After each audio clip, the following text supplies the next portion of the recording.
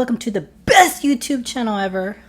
Do video. I've been wanting to do this one for a while, and this will help you if you are into fitness, if you're into health, fitness. You can ask yourself. There's 5 questions that you can ask yourself.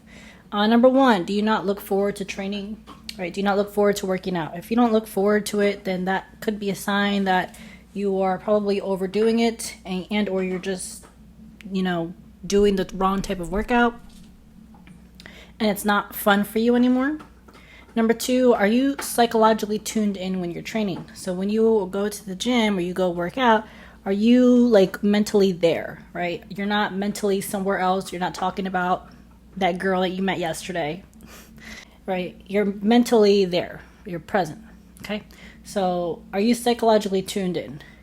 Number 3, are you feeling out of balance, okay? So if you're out of balance, you typically will know you're out of balance. Sometimes it can manifest in different ways, such as losing hair. Some people experience hair loss. Some people can't sleep, also called insomnia. Some people, their skin acts up. They get pimples or they get really bad skin rashes. You just simply are not seeing progress in your training, right? So those are kind of signs that you are out of balance. Number 4, are you able to create a sleeping schedule that works for you, so that you don't necessarily see physique progress when you're training your physique or you're training your fitness? You actually see change when you're sleeping. So if you don't prioritize your sleep, you're missing a really big chunk of progress, and it's safe to assume that you are throwing away all your work down the drain. Okay, so you need to establish a sleeping schedule. Now, maybe you work 3 jobs. Maybe you work 4 jobs. I know one of my peers, he works 4 jobs. And it's not easy.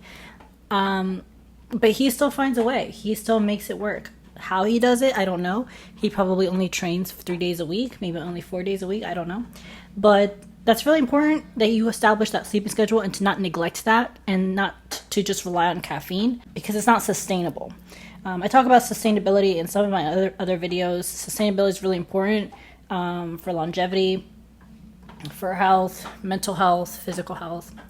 And lastly, number 5 is, are you able to create a nutrition plan? So are you able to create a plan that works for you?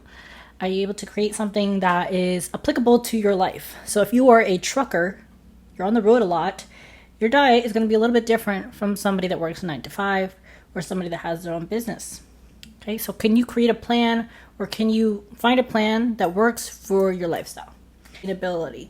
If you feel like you're working out too hard, you feel like you're, running yourself to the ground, take your mind off of working out hard, and just look at things from a perspective of sustainability. Ask yourself, is this sustainable? Can I do this for the next 3 years or the next year? If the answer is no, then that's your answer to perhaps look into different options. You don't get stronger from training, as I mentioned earlier. You get stronger from recovering from training. So you have to prioritize your sleep. Okay, so if you want to stay up and talk to your little girlfriend, or you want to talk to your boyfriend, negotiate with yourself on the pros and cons, and then establish other times where you can recover or make up for that lack of sleep. More is not better. Better is better. I learned this the hard way, that more is actually more, unless you're trying to be a WWE superstar. You just want to do an F5 every 10 minutes. If I ever do WWE, maybe I'll do the F5 like Brock Lesnar. But yeah, more is not better. More is more. Now, in the context of military, right? You do 100 push-ups, you do 1,000 burpees, you do 500 pull-ups, you do whatever. Technically, more is better because you're practicing better or more. However, if you're doing it with bad form, then technically it's not better. Is keep doing what you're doing that works until it no longer works. It sounds pretty silly, and some people may think otherwise. That is actually a really smart way of looking at your fitness, is simply keep doing a workout that is working. So if you are, running 15 miles per week, let's just take an exaggerated example. Let's say you're running 15 miles per week and you're losing 5 pounds doing that. right? You losing 5 pounds every week doing that. Then keep doing that. Now, let me take a step back. Technically, that is not sustainable if you don't plan on being a 5K or triathlon runner or whatever, right? Running is really kind of bad for your body. But anyways, I digress on that point. Let's take it down a notch because that was really extreme. Let's say you are working out 3 days a week and you're only doing machines. Well, if that's what's working for you and you're seeing results, then keep doing it. Keep doing the same protocols, the same reps, the same weight, what have you, until you no longer see progress and until you stall. And then you can go back to the drawing board and reassess and figure out something that works for you. Training too hard?